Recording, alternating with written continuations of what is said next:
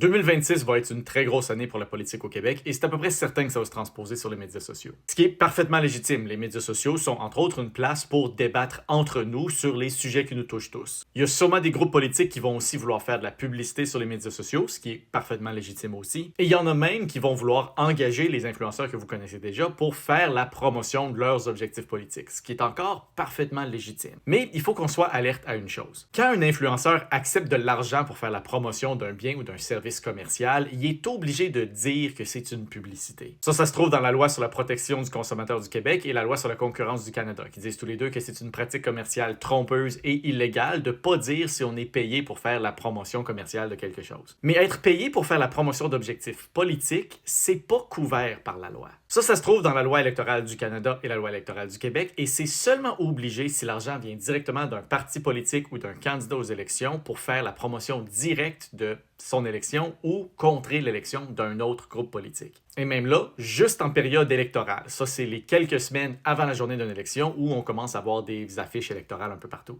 Alors, ça veut dire que pour les prochains mois, jusqu'au début d'une période électorale officielle, un influenceur pourrait techniquement être payé pour faire la promotion d'un parti politique ou d'un objectif politique quelconque sans jamais être légalement obligé de vous dire qu'il est payé pour le faire. Ce serait probablement contre les règles des différentes plateformes de médias sociaux, mais ce serait pas illégal. Et si vous le dites pas, vous allez peut-être pas être capable de faire la différence entre une publicité payée et l'opinion authentique d'un influenceur que vous suivez peut-être. La grande majorité des influenceurs respectés ont des pratiques éthiques et vont vous le dire s'ils sont payés pour livrer un message politique, parce que c'est la chose honnête à faire. Mais ça se peut qu'il y en ait qui décident de pas le faire et vous devriez être au courant de la possibilité aussi. Les lois sont compliquées et ce que je donne, c'est pas un avis juridique. Si vous avez des questions en lien avec une situation particulière, parlez à un avocat.